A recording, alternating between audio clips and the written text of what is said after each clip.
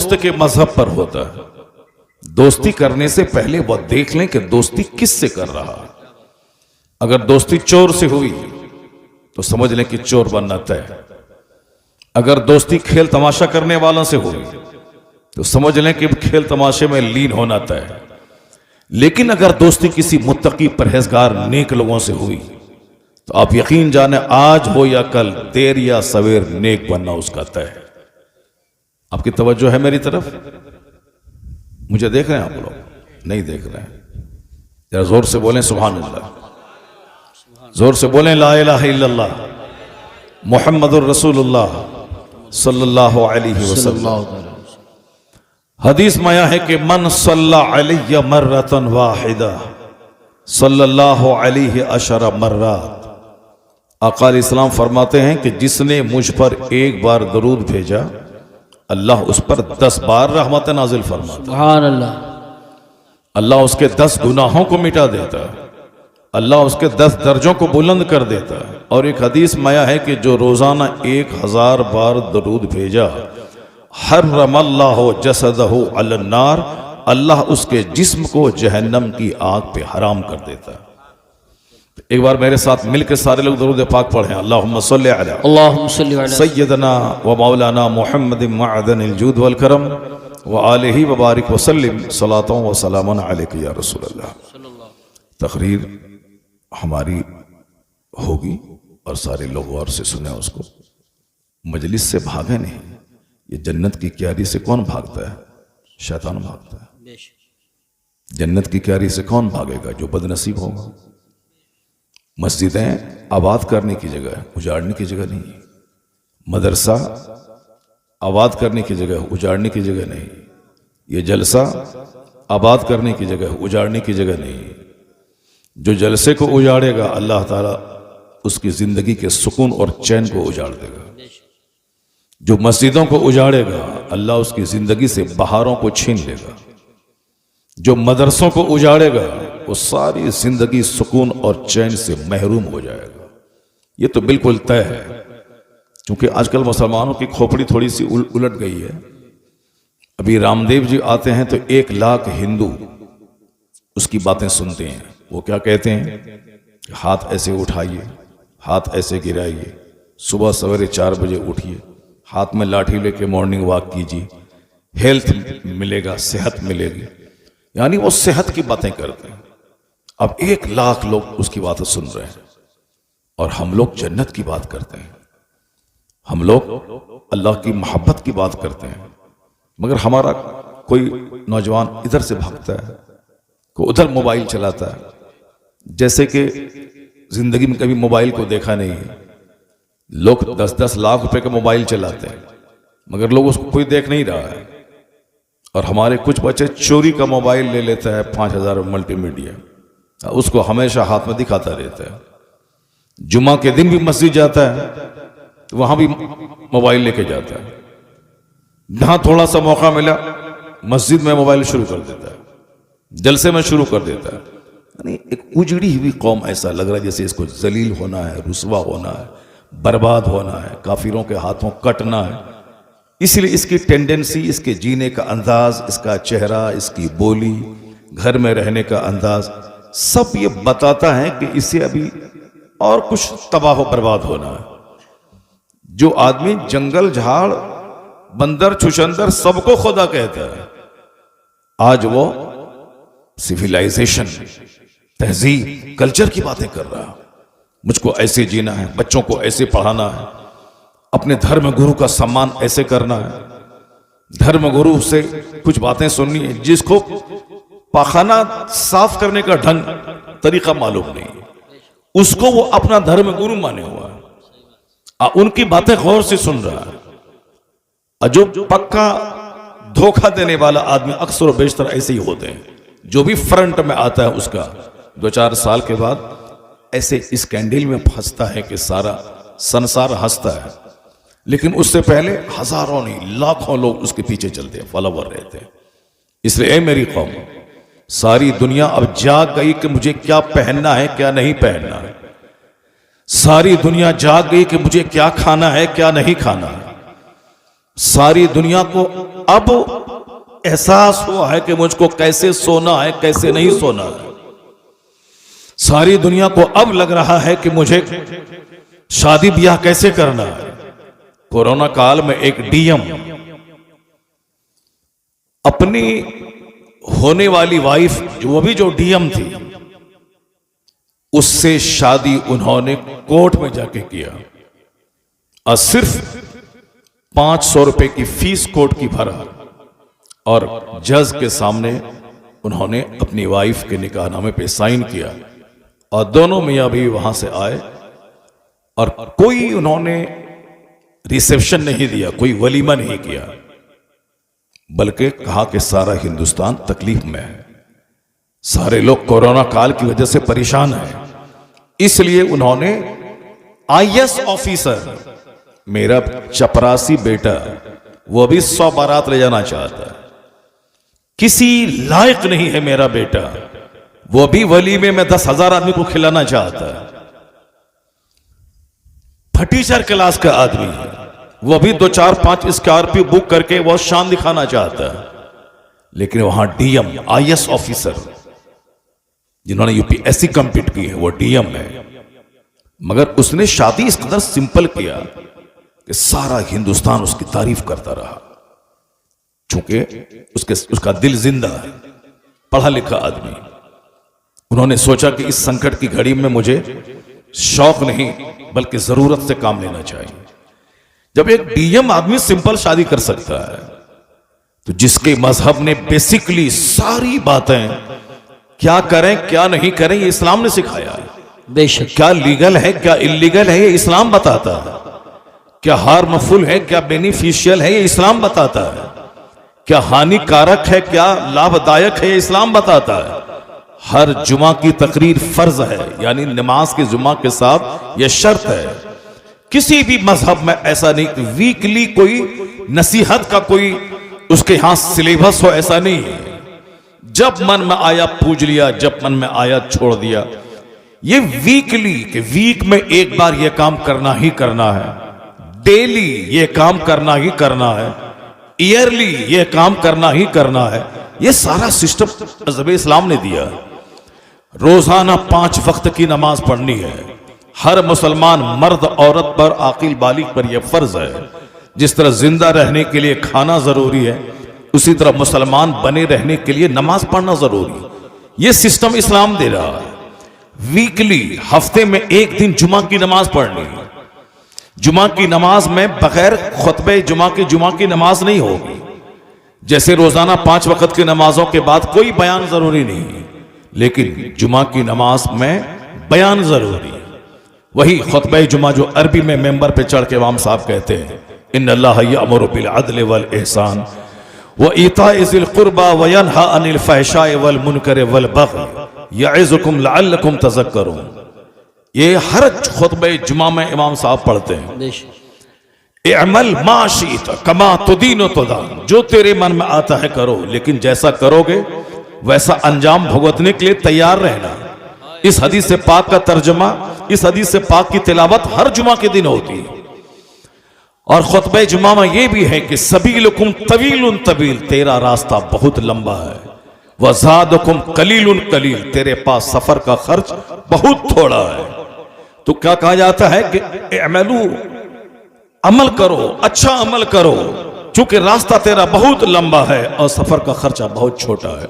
हर जुमा के दिन 1 मिनट का सही खुतबा जुमा ये फर्ज है, शर्त है वो, उसके बगैर जुमा की नमाज नहीं होगी। क्यों? ताकि बंदा कम से कम डेली नहीं तो वीकली अल्लाह का पैगाम सुन ले, रसूल पाक के इरशादात को सुन ले, हमें कैसे जीना है ये सारी बातें वो सुन ले जुमा के में। चूंकि खेत मर जाता है जब बारिश नहीं होती है, उस खेत को दोबारा जिंदा करने के लिए उसमें पानी डाला जाता है। पानी पड़ने के बाद खेत दोबारा जिंदा होता है। यह दिल का खेत दुनियादारों का चेहरा देखने की वजह से मर जाता है। यह दिल बेनमाजी का चेहरा देखने से मर जाता है। यह दिल शराबी, पापी, लुच्चे, लफंगे, गुंडे, चोर, मवाली सबको देखने के बाद यह दिल मर जाता है। जब दिल मर जाता है तो आदमी को अच्छी महफिल अच्छी नहीं लगती, अपने माँ बाप अच्छे नहीं लगते, अपनी बीवी अच्छी नहीं लगती। जब दिल मर जाता है तो उसको सच्चाई से नफरत और झूठ से रग़बत हो जाती है। तो इस मरे हुए दिल को दोबारा जिंदा करने के लिए शरीयत ने इंतजाम किया है कि जुमा में लाजमी तौर पर खुतबा सुना जाए, कुरान पाक की तिलावत सुनी जाए और अल्लाह के रसूल की हदीस सुनी जाए। तो खुतबे जुमा को सुनने के बाद ऐसा होता है जैसे मरा हुआ दिल दोबारा जिंदा हो गया हो। यह नसीहत का पानी हर जुमा के दिन पड़े ताकि मरा हुआ खेत जिंदा हो जाए, उसका दिल जो मर चुका था वो दोबारा जिंदा हो जाए, नेकी की फसल पैदा होने के काबिल हो जाए। इसलिए इस्लाम ने ये एहतमाम किया कि हर जुमा के दिन वाज होना चाहिए, नसीहत होनी चाहिए। और इस्लाम ने एक एहतमाम किया है कि साल में 2 दिन, ईद और बकरीद में एक लंबा खिताब होना चाहिए। जुमा की तकरीर मुख्तसर इसलिए नमाज से पहले है, ईद और बकरीद की तकरीर लंबी इसलिए नमाज के बाद है, ताकि नमाज के बाद आराम से लोग बैठ जाएं और एक लंबी तकरीर सुने और साल भर तक के लिए रूहानी खुराक वहां से जमा कर लें और उसी रूहानी खुराक की रोशनी में साल भर अपनी जिंदगी गुजारें। तो शरीयत ने इंतजाम किया कि क्या करना है क्या नहीं करना है, ये ईदैन का खुतबा कहता है।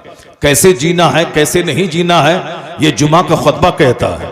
और निकाह की महफिल में डेकोरेशन जरूरी नहीं है।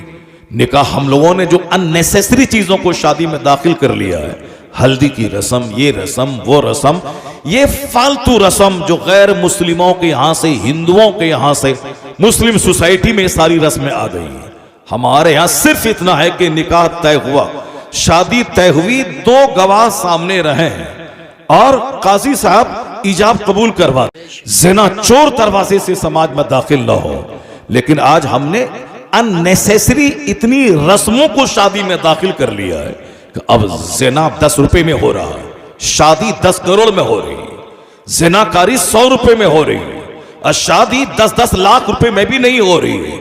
शादी को मैंने महंगा बना दिया, ज़िना सस्ता हो गया। यही वजह है कि पैगंबर आजम ने शादी को इतना आसान बनाया था कि अपनी बेटी फातिमा ज़हरा की शादी मस्जिद नबवी में पुराने कपड़े में कर दी, ताकि कयामत तक मेरा गुलाम जब अपनी बेटी की शादी का सवाल आए तो पेचीदगी में नहीं पड़े, कॉम्प्लिकेटेड मैटर नहीं बनाए शादी को कि ये होगा तब शादी होगी, कपड़े खरीदारी होगी तब शादी होगी, इतना पैसा होगा तब शादी होगी। नहीं, जैसे ही लड़का हो या लड़की जवान हो, अब माकूल रिश्ता मिल जाए फौरी शादी करा दे, रात में हो या दिन में हो। उसके लिए बहुत बड़ी महफिल के आयोजन की जरूरत नहीं है, सिर्फ 2 गवाह रहें निकाह हो जाए। इतना सिंपल इस्लाम ने निकाह को बनाया था। और खुतबे में निकाह में खुतबा पढ़ा जाए, यह खुतबे निकाह सुन्नत है। और उस खुतबे निकाह में अल्लाह के रसूल ने 3 कुरान पाक की आयात खौफ की तिलावत की। अगर आप शादी ब्याह में जाते हैं और इमाम साहब काजी साहब निकाह पढ़ाते हैं तो आप गौर करें कि खुतबे निकाह में क्या बोलता है। चूंकि हम लोगों की नजर उस पर रहती नहीं है, नजर रहती है खाने पे, पीने पे, घूमने पे, फिरने पे। इस निकाह की महफिल मुख्तसर सी होगी, इमाम साहब थोड़ा सा मिनमिन किया, साइन करवाया, बस खेल खत्म। जबकि निकाह की महफिल पे जोर देना चाहिए कि जितने रिश्तेदार आए हैं सब वहां बैठे हैं और इमाम साहब ने जो खुतबा पढ़ा उस खुतबे को सुने गौर से, उस खुतबे में क्या कहा गया है। और जो काजी साहब हैं वो उस अरबी खुतबे का तर्जमा उर्दू में बताएं कि इस खुतबे निकाह में क्या कहा गया। या अय्युहन्नासु तक़ू रब्बकुमुल्लज़ी खलक़कुम मिन नफ्सिन वाहिदा खलक़ मिनहा ज़ौजहा वबस्स मिनहुमा रिजालन कसीरन व निसाअ वत्तक़ुल्लाहल्लज़ी तसाअलून बिही वल अरहाम इन्नल्लाह काना अलैकुम रक़ीबा। इस आयत करीमा में क्या कहा? ऐ लोगों, अल्लाह से डरो जिसने तुम्हें एक जान से पैदा किया, आदम अलैहिस्सलाम से, जिसका जोड़ा उसी में से बनाया, फिर उसमें से ढेर सारे लोगों को अल्लाह ने पैदा, मर्द औरत सबको अल्लाह ने पैदा किया एक आदम अलैहिस्सलाम की जात से। ऐ लोगों, उस अल्लाह से डरो जो जमीन का खालिक है, जो आसमान का खालिक है, जो तुम्हारे बाप आदम का खालिक है, जिससे ये लाखों करोड़ों इंसानों को फैला दिया। सब उसी एक आदम की औलाद है। जिस अल्लाह ने तेरे लिए औरत को बनाया ताकि उससे शादी करके अपने बाल बच्चों की आबादी का सिलसिला जारी रखो। वही रब है जो आसमान से पानी बरसा के तेरे पानी पीने का इंतजाम फरमाया। वही है जो जमीन से फसलें पैदा करके तेरे खाने का इंतजाम किया। वही है जो तेरे कपड़े और पोशाक के लिए शानदार चीजें पैदा की। वही है जो तुम्हारे खाने के लिए वेजिटेबल्स, खीरा, ककड़ी, फल फ्रूट से लेके सारी चीजें तेरे लिए पैदा की। एहसान मानो उस रब आला का जिसने जानवर के थनों का दूध तेरे लिए बनाया, जिसने मां की छाती का दूध तेरे लिए बनाया। जब तक मां के पेट में रहे तो मां का माहवारी खून अल्लाह ने रोक के तेरी ग़िज़ा का इंतजाम किया। और जैसे ही मां के पेट से पैदा हुए, जो छाती खुश्क थी उसमें दूध की नहर जारी कर दी ताकि तेरे पैदा होने के बाद जो सबसे बेहतरीन ग़िज़ा है दुनिया की, वो ग़िज़ा तुम खाओ। एक बच्चे के लिए सबसे बेहतरीन ग़िज़ा है मां का दूध। मां का दूध से बेहतर कोई ग़िज़ा नहीं है। तो अल्लाह ने जब तक बच्चा मां के पेट में था तो मां का माहवारी खून से उसकी ग़िज़ा का इंतजाम हुआ, और जैसे ही पेट से बाहर निकला अल्लाह ने उसकी खुश्क छाती में दूध का दरिया बहा दिया ताकि 2 साल तक इम्यूनिटी पावर के लिए मां का दूध पिए, प्रोटीन्स विटामिन हासिल के लिए मां का दूध पिए, बीमारी से लड़ने की क्षमता के लिए मां का दूध पिए। और 2 साल के बाद जैसे ही मां का दूध बच्चे के लिए हराम हो गया तो बकरी के थनों का दूध है, ये गाय का दूध है, यह भैंस का दूध है, बदन को गोश्त चाहिए, ये परिंदों का गोश्त है, ये जानवरों का गोश्त है, बंदे को गोश्त चाहिए, ये समंदर की मछलियां तुम्हारे लिए, ये परिंदों का गोश्त तुम्हारे लिए, ये जानवर का दूध तुम्हारे लिए, ये खीरा ककड़ी तुम्हारे लिए, ये सेब संतरा अनार तुम्हारे लिए, ये समंदर का खारा पानी जिसको अल्लाह आसमान पे ले जाता है फिर वहां से बरकत वाला पानी बना के उतारता है। यही समंदर का खारा पानी, समंदर के किनारे जब बंदा को प्यास लगे वह नमकीन पानी पी नहीं पाएगा, पिएगा तो उसका हल्क कट के बाहर निकल जाएगा, बंदा तड़प तड़प के मर जाएगा प्यास के मारे। मगर वो नमकीन पानी समंदर का, अपार समंदर का पानी उसकी प्यास नहीं बुझा पाएगा चूंकि वह नमकीन है। तो अल्लाह ताला जबरदस्त गर्मी देता है, उसी समंदर का पानी भाप बन के ऊपर जाता है, फिर उसको बादल उड़ाता है, फिर वहां से वही खारा पानी मीठा बना के अल्लाह जमीन पे गिराता है। वो अनज़लना मिनस समाए माअ मुबारका, अल्लाह कहता है हमने आसमान से बरकत वाला पानी उतारा है तुम्हारे लिए। उस पानी के उतरने से खेत जिंदा होता है, उस पानी के उतरने से कुओं, तालाब, नदी नाले में मेरे पीने के पानी का इंतजाम होता है, उस पानी में शिफा रखा है, वह पानी आसमान से उतरता है। तो अल्लाह ने मेरे पीने के लिए मीठा पानी जमीन से निकाला, चापाकल, हैंड पाइप के जरिया, कुआं के जरिया। ये वही पानी है जो आसमान से नीचे गिरता है। समंदर के किनारे भी हम हैंड पाइप के पानी से लें तो मीठा पानी, और फिर समंदर का पानी खारा पानी। कौन है जो एक सिस्टम के तहत मेरे जिंदा रहने के लिए इस कदर मीठे पानी का इंतजाम फरमाता है? वही है जो हमारे लिए गोश्त, हमारे लिए सब्जियां बनाया। तो अब हम किस काम के लिए बने ताकि बंदा गौर करे। खुतबे निकाह में, खुतबे जुमा में, खुतबे ईदैन में, सीरत की महफिलों में, बंद कमरे में एक आलिम रब्बानी मदरसे की चटाई पर यही पैगाम देता है कि तुम अपने इर्द गिर्द सराउंडिंग्स पे गौर करो। यह आसमान तेरे लिए है, यह रात तुम्हारे सोने के लिए है, यह दिन तुम्हारे काम करने के लिए है, यह मौसम की तब्दीली तेरे जिंदा रहने के लिए है। सिर्फ गर्मी का मौसम रहे तो तू जिंदा नहीं रह सकेगा, सिर्फ जाड़े का मौसम रहे तो तू जिंदा नहीं रह पाएगा, सिर्फ बारिश का मौसम है तो जिंदा नहीं रह पाएगा। बारिश का मौसम भी जिंदगी के लिए जरूरी है, सर्दी का मौसम भी जिंदगी के लिए जरूरी है, गर्मी का मौसम भी जिंदगी के लिए जरूरी है। ये सारी चीजें जिंदा रहने के लिए जरूरी है। गोया आसमान से लेके जमीन तक, सूरज से लेके सितारों तक, सारी चीजें सपोर्टिंग सिस्टम बनकर मेरे जिंदा रहने में सारी चीजें सपोर्ट करती है, और सबके मिलने से मैं जिंदा रहता हूं। पानी अंदर से अल्लाह गायब कर दे तो सारे लोग बगैर मछली के पानी की तरह तड़प तड़प के मर जाएंगे। 1 मिनट के लिए अल्लाह हवा को बंद कर दे, ऑक्सीजन खत्म हो जाए, सारे लोग तड़प तड़प के मर जाएंगे। अगर ये मिट्टी मेरे सामने से खत्म हो के सिर्फ पत्थर हो जाए तो मेरा जीना मुश्किल हो जाए। ये मिट्टी मेरे लिए, ये हवा मेरे लिए, ये आग मेरे लिए, ये पानी मेरे लिए, ये सारी नेमतें मेरे लिए, तो मैं किस काम के लिए? जिस दिन बंदा गौर करेगा ये सारी नेमत हमारे लिए, अब मैं किस काम के लिए, तो एक आवाज आएगी कि सारी नेमतें अल्लाह ने तेरे लिए पैदा की हैं, तुझको अल्लाह ने अपनी इबादत के लिए पैदा किया है ताकि तू जमीन से फायदा उठा, आसमान से फायदा उठा, माँ के दूध से फायदा उठा, जानवर और मछली से तू फायदा उठा, कीड़ा ककड़ी से तू फायदा उठा। ये सारी नेमतों का इस्तेमाल तुम कर और तू अपनी पेशानी का सजदा उस रब्बे कदीर के लिए खास कर दे।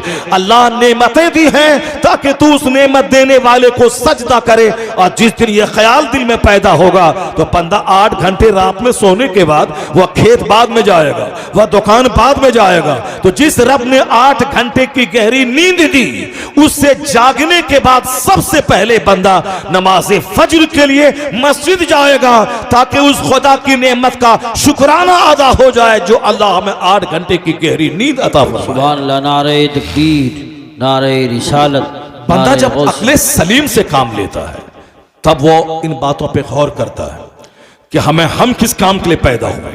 अल्लाह रब्बुल इज्जत ने नमाज का ऐसा सिस्टम रखा है जिसमें कि काम के टाइम में नमाज कम है, रात भर सोने का टाइम है। रात में कोई नमाज फर्ज नहीं, ईशा के बाद, ईशा से लेके फजर तक कोई नमाज फर्ज नहीं है। तहज्जुद बंदा पढ़े ये सवाब मिलेगा, लेकिन अगर कोई नहीं पढ़े तो कोई गुनाह नहीं है। ईशा से लेके फजर के बीच में कोई नमाज फर्ज नहीं है, ये आराम का टाइम, ये सोने का टाइम है। हाँ, अल्लाह के मखसूस बंदे तहज्जुद पढ़ें, ये हाई क्वालिटी की बात है, लेकिन वह फर्ज नहीं है। पढ़ लें, ऑप्शनल नेकी है, बहुत बड़ी नेकी है। तहज्जुद की नमाज से चेहरा चमकता है, तहज्जुद की नमाज पढ़ने से आदमी कब्र में रोशनी का सबब बनती है। यह नमाज, तहज्जुद की नमाज पढ़ने से सेहत मिलती है, रोजी में बरकतें होती हैं, घर में अमन चैन सुकून रहता है। लेकिन ये फर्ज नहीं है, फर्ज है ईशा की नमाज, फर्ज है फज्र की नमाज। इस बीच में मुकम्मल 8 से लेकर 10 घंटे तक बंदा आराम करे, सोए। तो अब जब सोने के बाद जगे तो क्या पढ़े? हुजूर कहते हैं ये दुआ पढ़ो, अल्हम्दुलिल्लाहिल्लज़ी अहयाना बादा मा अमातना व इलैहि नुशूर। तमाम तारीफ उस रब्बे आला के लिए जिसने हमें मौत के बाद दोबारा जिंदगी अता कर दी। यानी नींद मौत असगर का नाम है, अल्लाह ने दोबारा मुझको जिंदा कर दिया। ये दुआ पढ़ें कि अल्लाह ने हमें मरने के बाद दोबारा जिंदा कर दिया। बंदा फौरी मस्जिद की तरफ वो जाएगा और सर्व सुजूद हो जाएगा। इस नेमत का शुक्राना है कि अल्लाह ने रात बनाई। पिछले दिन जो मैंने काम किया था सारी थकावट हमारी दूर हो गई। अब मैं नया काम करने के लिए रिफ्रेश हो चुका हूं, तरोताजा हो चुका हूं। अब फजर की नमाज के बाद कोई नमाज फर्ज नहीं है, इशराक है, बहुत फजीलत है। एक हज एक उम्रा का सवाब मिलेगा अगर बंदा फजर की नमाज पढ़ के मस्जिद में रहे। सूरज के निकलने के 20 मिनट के बाद वहां 2 रकात नमाज पढ़ के मस्जिद से बाहर निकले, ऐसा है जैसे एक हज और एक उम्रा का सवाब मिल गया। लेकिन ये फर्ज वाजिब नहीं है, बहुत फजीलत है, सवाब है, मगर फर्ज नहीं है। फर्ज है फज्र की 2 रकात नमाज, उसके बाद जोहर तक कोई नमाज फर्ज नहीं है, ताकि बंदा मुकम्मल तौर पर 8 घंटे खेत में फैल जाए, फैक्ट्री में जाए, ये कारखाने में जाए, ये कारोबार करे, ये दुकान में बैठ जाए, ये बिजनेस करे, ये खेती बाड़ी करे, ये फैक्ट्री में जाए, या स्कूल जाए, ये मदरसा जाए। यानी मुकम्मल तौर पर 8 से लेकर 10 घंटे तक अल्लाह ने फ्री टाइम दिया है खेत में जाने का, खलियान में जाने का, फैक्ट्री जाने का, स्कूल कॉलेज जाने का, ताकि बंदा खूब कमाए, खुद खाए, दूसरों को खिलाए, खुद खाए, माँ बाप की खिदमत करे, खुद खाए, अपने छोटे छोटे बाल बच्चों को पाले, खुद खाए, अपने पड़ोस के गरीबों, माजूरों, मिस्किनों का ख्याल रखे, वह खुद खाए, दूसरों को खिलाए। यानी वह काम चोर बन के नहीं रहे। काम चोर दूसरों के सामने हाथ फैलाता है, काम चोर भिखारी होता है, काम चोर भीख मांगता है, इज्जत नफ्स को का ख्याल नहीं रखता है। इस्लाम कहता है कि तुम कमाओ, जमीन में फैल जाओ, खूब कमाओ। 1 करोड़ रुपए रहेंगे तब न 2.5 लाख तू ज़कात निकालेगा, तब न तेरे पड़ोस के 50-100 लोग खाना खाएंगे। 100 करोड़ तेरे पास रहेंगे तब न 2.5 करोड़ तू ज़कात में निकालेगा। 2.5 करोड़ रुपए में कितने गरीबों के चूल्हे में आग सुलगेगी जब तू साहिब निसाब रहेगा। नारे रिसालत, जब नारे गौसियत, मसलके आला हजरत, फैजान आला हजरत, उलमाए अहले सुन्नत, जश्न दस्तारबंदी। माशाअल्लाह माशाअल्लाह माशाअल्लाह माशाअल्लाह। मैं कह रहा था कि जब आपके पास 100 करोड़ रुपए रहेंगे तब ना आप 2.5 करोड़ ज़कात में निकालेंगे। जब आपके पास 1 लाख रुपए होंगे तब ना 2500 रुपये आप ज़कात में निकालेंगे। साहिब निसाब रहेंगे तब ना आप फितरा निकालेंगे। साहिब निसाब रहेंगे तब ना आप कुर्बानी करेंगे। इसलिए इस्लाम इस बात पे जोर देता है कि आपकी दुनिया भी अच्छी रहे, आपकी आखिरत भी अच्छी रहे। यानी दुनिया में खूब मेहनत से कमाओ, खुद खाओ, दूसरों को खिलाओ, अपने माँ बाप की खिदमत करो। इसलिए फजर से लेकर जोहर तक कोई नमाज फर्ज नहीं। ये वक्त है कमाने का, ये वक्त है मेहनत करने का, ये वक्त अपने बूढ़े माँ बाप के इलाज करने के लिए पैसा कमाने का, अपनी बीवी को रानी बना के घर में रखने का, उनके नानो नफका का तुम्हारे जिम्मे है, वलीमा तुम्हारे जिम्मे है, मेहर की रकम तुम्हारे जिम्मे है। अल्लाह ने जो सिस्टम इबादतों का बनाया है ऐसा लाजवाब सिस्टम है कि यूरोप का दानिश्वर कहता है कि I can not find any other man in history like Muhammad. मैं पूरे मानव इतिहास में मुस्तफा का जवाब नहीं पाता हूं। मुस्तफा लाजवाब, उनके उसूल लाजवाब, उनका ज़ाब्ता लाजवाब, उनका सारा सिस्टम लाजवाब, उनका सारा रेगुलेशन लाजवाब, उनकी तालीमात लाजवाब। वो कहते इस्लाम के पैगंबर ने कहा है जब तुम बाहर से घर आओ तो अपने घर वालों के लिए तोहफा लाओ, और तोहफा अपने पड़ोस के बच्चों के लिए भी लाओ। अगर पड़ोस के बच्चों के लायक तोहफा ना रहे तो अपने घर के बच्चों के लिए तोहफा लाके उसको मना कर दो कि तोहफा लेके घर से बाहर नहीं जाए, वरना पड़ोस के बच्चों का दिल टूट जाएगा अगर उस तोहफे को नहीं देखेगा।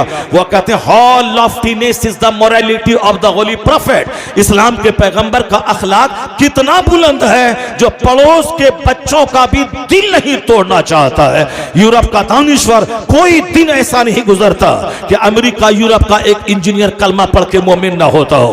कोई दिन नहीं गुजरता जिस दिन चाइना जापान का कोई वैज्ञानिक कलमा पढ़ के मोमिन ना होता हो। कोई दिन नहीं गुजरता ये खतरनाक प्रोपेगेंडे के बावजूद, ये खतरनाक इस्लाम के खिलाफ प्रचार और प्रसार के बावजूद सारे लोग, सारी मीडिया जुड़ी है इस्लाम के खिलाफ, इस्लाम के कवानीन के खिलाफ, अजान के खिलाफ, नमाज के खिलाफ। मगर मालूम है दूसरा रुख यह है कि कोई दिन ऐसा नहीं गुजरता जिस दिन अमेरिका का इंजीनियर कलमा ना पढ़ता हो, यूरोप का दानिश्वर कलमा ना पढ़ता हो, चाइना जापान का पढ़ा लिखा कलमा ना पढ़ता हो, हिंदुस्तान का कोई दानिश्वर कलमा पढ़ के मुस्तफा का गुलाम ना बनता हो। इसलिए बुजुर्गों ने कहा है कि तालीम को बाज होने दे, मदरसे को बढ़ने दे, स्कूल कॉलेज को फैलने दे, साइंस को जवान होने दे। जैसे जैसे साइंस जवान होती जाएगी मुस्तफा के गुलामों की तादाद में इजाफा होता चला जाएगा, मुस्तफा के गुलामों की तादाद में इजाफा होता जाएगा। क्योंकि हुजूर का हर ज़ाब्ता लाजवाब है,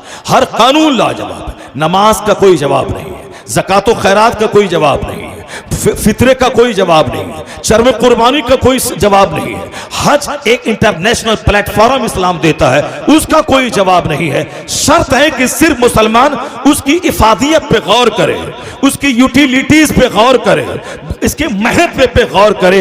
एक मुसलमान का बच्चा कोई बेनमाजी नहीं रहेगा क्योंकि ये अभी गौर नहीं कर रहा, ये जान नहीं रहा है। हजरत इब्राहिम बिन अदहम के पास शफीक बल्की आए, कहा हुजूर मैं रोजी की तलाश में घर से बाहर जा रहा हूं, 1 साल के बाद लौट के आऊंगा। कहा ठीक है शफीक जाओ, रोजी की तलाश करना ये बहुत बड़ी नेमत है। अल कासिबो हबीबुल्लाह, हदीस माया है कि रोजी तलब करने वाला, हाथ से रोजी कमाने वाला अल्लाह का दोस्त है। यानी जो हलाल रोजी तलाश करता अपने हाथ से, चाहे टेलरिंग करता हो, चाहे मैकेनिकल काम करता हो, चाहे टाइल्स लगाता हो, चाहे खेती बाड़ी करता हो, चाहे ईंट ढोता हो, हाथ से हलाल रोजी कमाने वाला अल कासिबो हबीबुल्लाह अल्लाह का दोस्त है। शफीक बल्की निकले, चले गए, कमाने की खातिर गए हैं। एक मंजिल पर ठहरे और वहां उन्होंने एक अजीब सा नजारा देखा और वापस वो आ गए। इब्राहिम बिन अदहम से मुलाकात हुई, कहा तुम तो कहा था कि मैं साल भर के बाद लौट के आऊंगा और तुम चंद ही दिन के बाद वापस आ गए। कहा हुजूर एक वाकया ने मुझको लौटा दिया। कहा कौन सा वाकया? कहा मैं एक जगह ठहरा था, देखा कि एक परिंदा अपाहिज है, उनके दोनों पांव नहीं है, उनके दोनों हाथ नहीं है, लेकिन बिल्कुल मोटा ताजा परिंदा है। तो मैं सोचने लगा इसकी रोजी का इंतजाम कैसे होता है। दुनिया के सारे लोग रोजी की फिक्र में हैं, अपने वतन से बेवतन होते हैं और ये परिंदा अपाहिज माजूर उड़ने के लायक नहीं है, आखिर ये खाता पीता कैसे है। तो मैंने थोड़ी देर के बाद देखा कि एक परिंदा उड़ता हुआ आया, वह चोंच में घास लेके आया, चारा लेके आया, उस अपाहिज परिंदे के पास बैठ गया, उसके मुंह में चारा डाला। तो मैं सोचने लगा ये अपाहिज अपाहिज परिंदे को अल्लाह रोजी कैसे देता है? दूसरे परिंदे के जरिए इसकी रोजी का इंतजाम फरमाता है। जब अल्लाह जानवर परिंदे को रोजी देता है तो मुझे भी रोजी देगा। तो अब मैं वतन से बाहर नहीं जाऊंगा, अपने वतन में रहूंगा, अल्लाह ताला मुझको रोजी देगा। जनाब शफीक बल्खी वहां से वापस आ गए। इब्राहिम बिन अदहम से मुलाकात हुई। कहा शफीक वापस आ गए? कहा हुजूर, मैंने रास्ते में एक वाकया देखा, इस वाकये ने मुझको अंदर से झंझोड़ दिया कि जब अल्लाह रोजी देने वाला है तो फिर वतन से बेवतन क्यों हो जाऊं? वतन में रोजी देगा। जो अल्लाह अपाहिज परिंदे को नहीं भूलता है वह मुझको कैसे भूलेगा? इसलिए मैं वापस आ गया। इब्राहिम बिन अदहम ने क्या कहा, जरा गौर से सुनिए। इब्राहिम बिन अदहम कहते, ए शफीक, तुमने उस परिंदे को तो देखा जो माजूर परिंदा है, वह परिंदे को देखा और तुम समझ गया कि रोजी का इंतजाम अल्लाह करेगा, हमको देगा। लेकिन तुम उस परिंदे को क्यों नहीं देखा जो परिंदा खुद खाता है और अपने मुंह में चारा ला के अपाहिज को देता है? तुम उससे क्यों नहीं सबक हासिल किया? तुम माजूर परिंदा क्यों बनना चाहता है? तुम अपाहिज परिंदा क्यों बनना चाहता है? तुम उस परिंदे की तरह बन जा जो खुद खाता है और माजूर परिंदे को खिलाता है, अपने चोंच में रोजी लाता है और उसको खिलाता है। अल्लाह तबारक व तआला यही चाहता है कि मेरा बंदा कमाए, ज़कात फर्ज हो ताकि गरीबों का भला हो। मेरा बंदा कमाए ताकि इस पर उश्र वाजिब हो ताकि गरीबों का भला हो। मेरा बंदा साहिब निसाब हो ताकि सदक़े फित्र निकाले, गरीबों का भला हो। मेरा बंदा गाय पाले ताकि 40 में से एक बकरी निकाले, 40 गाय में एक बकरी निकाले ताकि गरीबों की खुराक हो जाए। जमीन से फसलें पैदा करे, 10 केजी में 1 केजी गरीबों को दे दे, 20 में 1 केजी गरीबों को दे दे। तो अल्लाह तबारक व तआला हमें मजदूर नहीं बनाना चाहता, हमें अपाहिज नहीं बनाना चाहता, अल्लाह हमें कंगाल नहीं देखना चाहता। ये तो हम अपनी मर्जी से कंगाल बने हैं। मुसलमान रमजान के दिनों में जाके देख लें, जामा मस्जिद दिल्ली में ऊपर से लेके नीचे तक सारी सीढ़ियां भीख मंगों से भरी हुई है। हर शहर में हर गली कूचा भीख मांगने वालों से भरी है। जो कौम सखी बन के आई थी, जो कौम दान करने आई थी, जिस कौम में ज़कात और फितरात के सदका फित्र के कवानीन मौजूद है, उस कौम के लोग भिखारी कैसे बन गए? ये कौम तो ज़कात लेके निकलती, कोई लेने वाला नहीं मिलता और वह वक्त आने वाला है, मालो असबाब की फरावानी हो जाएगी, लोग ज़कात लेके निकलेंगे, कोई लेने वाला ना होगा। ये कौम भिखारी कब से बन गई? टेंडेंसी चाहिए। अल्लाह ने कुरान में सिखाया है, रब्बना आतीना फिर दुनिया हसना व फिल आखिरत हसना, यानी ए अल्लाह मुझे दुनिया में अच्छाई अता फरमा, आखिरत में अच्छाई अता फरमा, मुझे जहन्नम की आग से बचा। तो मुस्लिम कौम, सिविलाइज्ड कौम, मुहज्जब कौम, खुद खाने वाली और दूसरों को खिलाने वाली कौम, तो अल्लाह ने हमें दुआ सिखाया है कि तुम्हें इस दुनिया में भी भलाई चाहिए और आखिरत में जन्नत चाहिए। उसके लिए तुम्हें खेत खलियान जाना होगा ताकि रोजी मिले, दुकान जाना होगा ताकि रोजी मिले, फैक्ट्री जानी होगी ताकि रोजी मिले, और इसी में से टाइम निकाल कर तुम्हें फज्र के टाइम में मस्जिद जाना होगा ताकि जन्नत मिले, जोहर में मस्जिद जाना होगा ताकि जन्नत मिले, अस्र में मस्जिद जाना होगा ताकि जन्नत मिले। खेत गए बगैर रोजी घर में नहीं आती, तो मस्जिद गए बगैर भी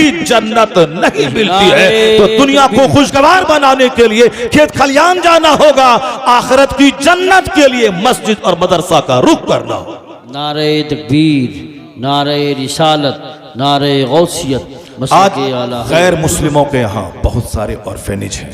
गैर मुस्लिमों के यहाँ लाखों बच्चे अनाथ शानदार ढंग से पाले जाते हैं, उनकी तालीम का इंतजाम होता है। वो कहाँ से सीखा है? यतीम खाना कहाँ, किसने बताया है? मेरे पैगंबर ने 1400 साल पहले बताया, जिस घर में यतीम पाला जाता है वो घर बाबरकत घर है, उस घर में अल्लाह के फरिश्ते जाते हैं। जिस घर में कोई यतीम पाला जाता है उस घर पे खुसूसी रहमत इलाही का नुज़ूल होता है।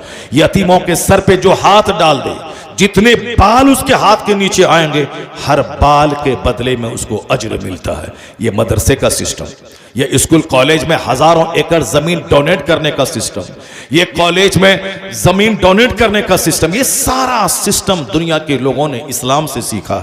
इस्लाम ने बताया, इस्लाम में एक शोबा है वक्फ का, जमीन मस्जिदों में वक्फ करना, जमीन कब्रिस्तान में वक्फ करना, जमीन मदरसे में वक्फ करना, अपना पैसा लगा के अनाथ यतीमों को पालना, गरीबों मिस्किनों को पालना, इसी को देख देख कर गैर मुस्लिमों ने भी स्कूल और कॉलेज में जमीन डोनेट करना शुरू किया। परसों देखा एक शख्स बोल रहा था कि आज हिंदुस्तान में रेलवे और आर्मी के बाद सबसे ज्यादा जमीन वक्फ की जमीन है, लेकिन मुसलमानों को उससे क्या फायदा होता है? यानी वह भी वही बोली बोल रहा है जो दूसरे लोग बोलते हैं। इससे आम मुसलमान को क्या फायदा है? मैंने उनसे कहा कि आम मुसलमानों को क्या फायदा होगा? जमीन जिसने वक्फ किया है, हमारे पास जमीन 100 बीघा है, हमने 10 बीघा जमीन मस्जिद में दे दिया, इसलिए नहीं दिया कि गांव का सारे गरीब उसमें पलेंगे। हमने जमीन इसलिए दिया है ताकि इस जमीन की आमदनी से मस्जिद के अखराजात चलेंगे, इमाम की तनख्वाह होगी, मुअज्जिन की तनख्वाह होगी, मस्जिद की चूनागर्दानी होगी, मस्जिद की मरम्मत होगी। तो हमने 10 बीघा जमीन मस्जिद के लिए दिया है, ना कि आम मुसलमानों के खाने के लिए दिया है। हमारे बाप दादाओं ने 50 बीघा जमीन कब्रिस्तान के लिए दिया है, तो कब्रिस्तान में मुर्दा दफन होगा। ये जो हिंदुस्तान में करोड़ों मुसलमान जो दफन है कब्रिस्तान में, ये जमीन कोई एक आदमी खरीद के नहीं देता, नहीं दिया, खरीद के जमीन ली गई है, पर अक्सर लोगों ने जमीन वक्फ किया है। ईदगाह की जमीन अक्सर मालदार मुसलमान पहले के वक्फ करते थे। मस्जिदों में 90% मस्जिदों में की जमीन मुसलमान वक्फ करते थे, मस्जिदों मदरसे में वक्फ करते थे। दिल्ली में एक मदरसा था जिसमें कई हजार बच्चे पढ़ते थे, उसमें जमीन वक्फ की गई थी, उस जमीन की आमदनी से मदरसा चलता था। मदरसा नजामिया बगदाद में, उसमें वहां के बादशाह वक्त ने 10, 20, 50 गांव अब पूरी जमीन उस मदरसे के लिए उन्होंने डोनेट कर दिया था। अब उस जमीन की आमदनी से मदरसा चलेगा। ये जो वक्फ का सिस्टम है, ये आज का नया नहीं बल्कि पुराना सिस्टम है। इसी से मस्जिद का सिस्टम, मदरसे का निजाम, कब्रिस्तान का निजाम और ईदगाह का निजाम, इसलिए दूसरों को देखने में लगता है कि अरे इतनी मस्जिद है, इतने कब्रिस्तान, तो हमारे बाप दादाओं ने कब्रिस्तान के लिए जमीन वक्फ किया है, ना कि गांव के गरीब लोगों के खाने पीने के लिए। मदरसे में जमीन वक्फ किया है ताकि गरीब मिस्किन के बच्चे पढ़ें। तो हिंदुस्तान में जो हजारों मदरसे हैं, लाख के करीब जो मदरसे हैं, ये सारे मदारिस की जो जमीन वक्फ की गई, उससे करोड़ों मुसलमानों को फायदा पहुंचता। अब बेशुमार गैर मुस्लिम भी, उनके बच्चे भी मदरसे में पढ़ते हैं, वहां से फायदा हो रहा है। तो आज स्कूल कॉलेज में भी करोड़ों लाखों एकड़ जमीन है। वो सारा सिस्टम इस्लाम ने बताया है, लोगों ने इस्लाम से सीखा है। इस्लाम ने दुनिया वालों को तहजीब सिखाई है, जीने का शऊर सिखाया है, अनाथालय कायम करने का सिस्टम अता किया है। इस्लाम ने ही कहा है कि माँ की गोद से लेकर कब्र की गोद तक पढ़ो, पढ़ने की कोई उम्र नहीं है। Knowledge is power, knowledge is light. शिक्षा शक्ति का नाम है, तालीम कुव्वत का नाम है, तालीम रोशनी का नाम है। माँ की गोद से लेकर कब्र की गोद तक पढ़ो, हर उम्र में पढ़ो। पढ़ाई तुम्हें ताकतवर बना देगी, पढ़ाई तुम्हें इज्जत दिलाएगी। आज अगर चाइना जापान के लोग पढ़ रहे हैं, ताकतवर बन रहे हैं, तो एहसान इस्लाम का है, जिसने सबसे पहले इल्म को ताकत का नाम दिया।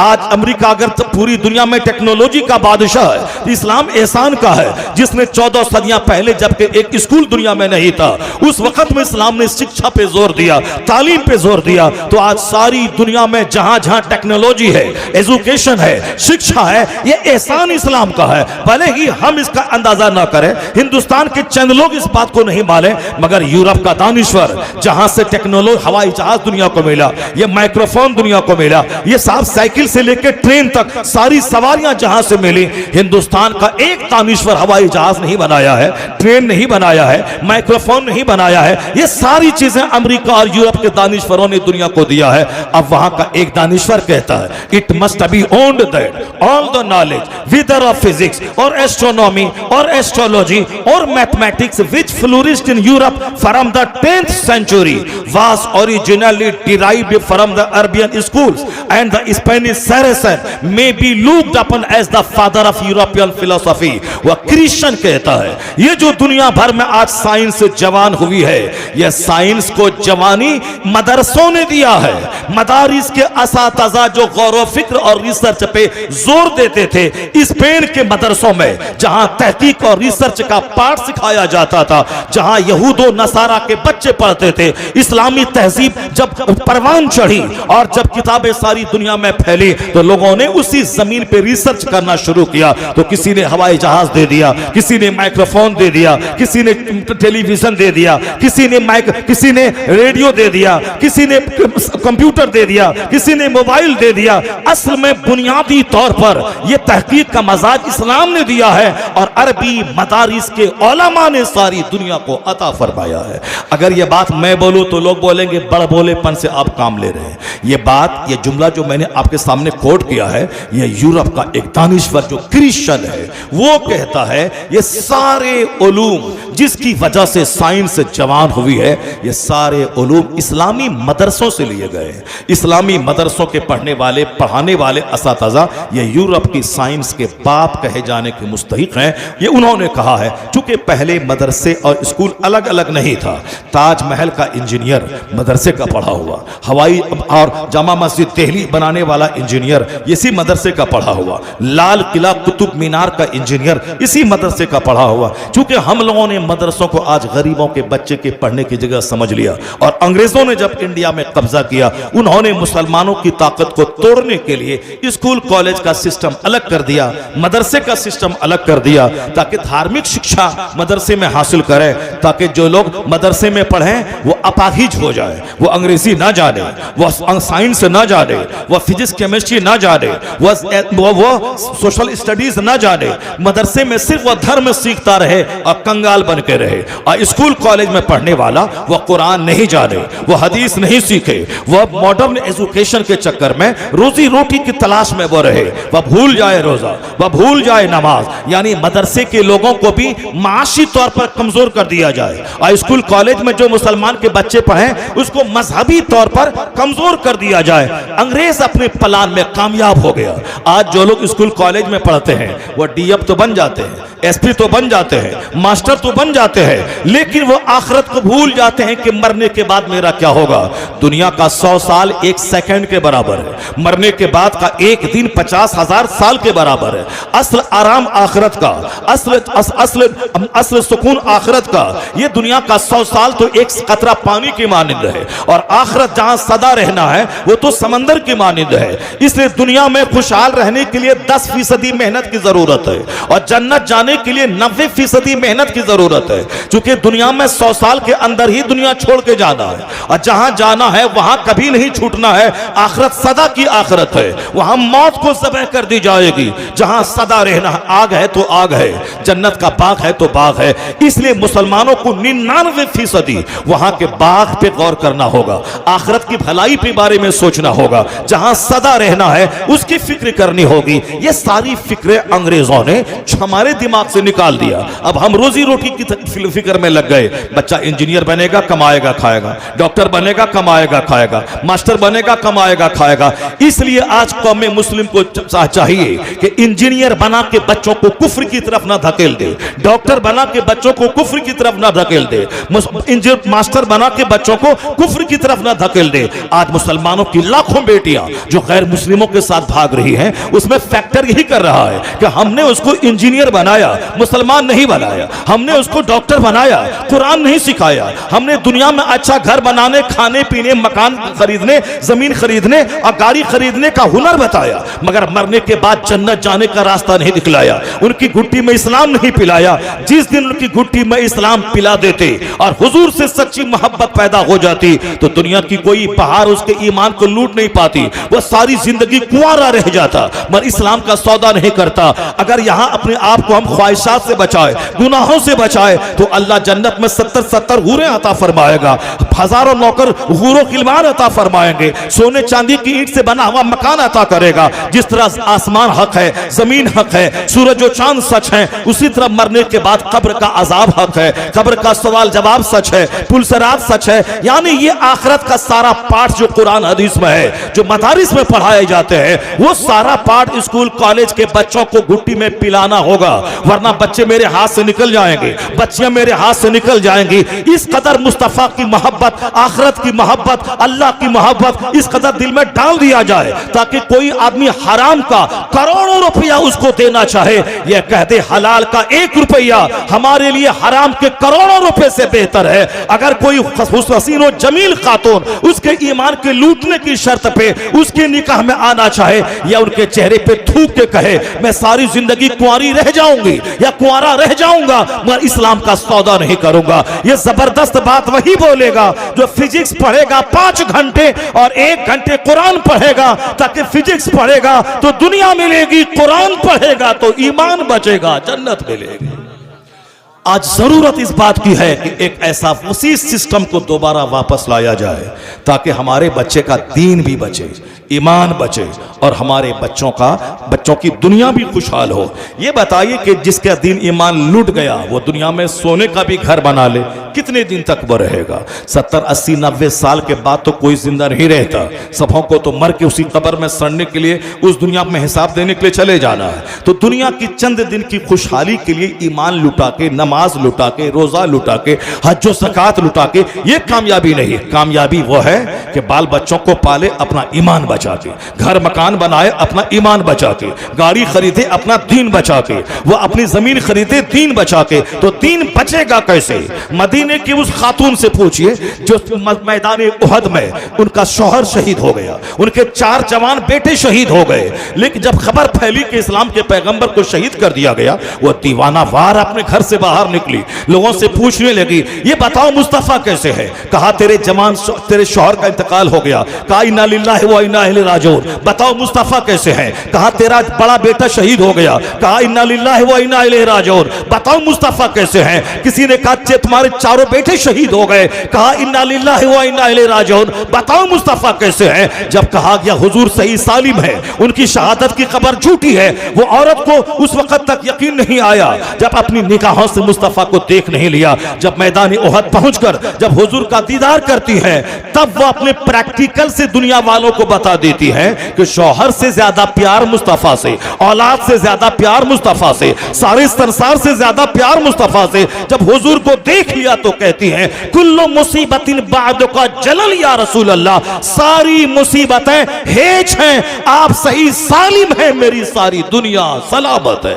यह है औलाद से ज्यादा मोहब्बत मुस्तफा से और शौहर से ज्यादा मोहब्बत मुस्तफा से, चूंकि मुस्तफा ही जाने ईमान है, वही असली ईमान है। होते कहां खलीलो बिना काबो मिना लौलाक वाले साहिबी, यह सब तुम्हारे घर की है। हमें रमजान कहां से मिलता, हमें ईमान कहां से मिलता, हमें काबा कहां से मिलता, हमें मदीना कहां से मिलता? ये सारी बहारें मुस्तफा जाने रहमत के कदमों की बरकतों से मिली है। इसलिए हुजूर से मोहब्बत जब होगी तो आदमी कड़ाके की सर्दी को नहीं देखेगा, गर्मी को नहीं देखेगा, वो हमेशा हुजूर के फरमान पे अमल करेगा। आज जरूरत है कि सबसे ज्यादा इसी टॉपिक पे बात किया जाए।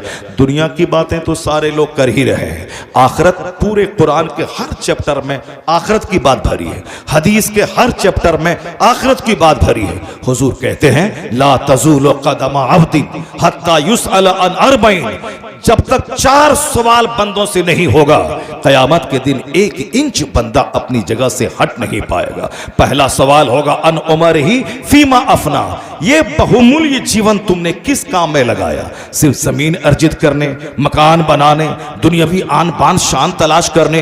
किस काम में तुमने ये कीमती जिंदगी लगाई? ये जवाब देना होगा, 1 इंच बंदा हट नहीं पाएगा। दूसरा सवाल होगा अन शबाब ही, यह जवानी तुमने कैसे गुजारी? जवानी कैसे मौज मस्ती में गुजारी, खेल धूप में गुजारी, तमाशा तफरीह में गुजारी? जवानी दीवानी होती है, कैसी दीवानी, कैसे तुमने जवानी गुजारी? बचपन तो खेल तमाशा, बुढ़ापे तो 1 दर्जन बीमारी, क्रीम पीरियड है वो जवानी का, तुमने जवानी कैसे गुजारी? तीसरा सवाल होगा अम्माल ही मिन ऐना इक्तसबहु व फीमा फज़अहु, about your wealth, from where you earn this, in which ways you spend this, माल कहां से कमाया? जुआ खेल के कमाया, सट्टा से कमाया, लाठी का टिकट बेच के कमाया, दूसरों की जमीन हड़प के कमाया? कैसे कमाया, जब तक बंदा जवाब नहीं देगा 1 इंच अपनी जगह से हट नहीं पाएगा। यह दुनिया के 100 साल 1 सेकंड है, पानी का एक कतरा। इसलिए हमेशा नजर उस पे रहे कि हमें कयामत में कैसे हिसाब देना है और कहां खर्चा किया यह भी हिसाब देना है। कहां खर्च तुमने, सिर्फ माल बनाने, सिर्फ घर बनाने, शादी ब्याह में पानी की तरह बहाने कि पैसा मेरा था मैं जैसे चाहूं खर्च करो। पैसा तुम्हारा नहीं है, करोड़ों लोग भिखारी हैं। अल्लाह ने तुम्हें पैसा दिया है, इसका मतलब है अल्लाह ने बड़ी जिम्मेदारी तुझको दे दी है। ज्यादा माल है, ज्यादा हिसाब होगा। हज फर्ज हुआ था 25 साल पहले, तुमने 25 साल बाद हज तुमने क्यों किया? ज़कात फर्ज हुई थी 1 करोड़।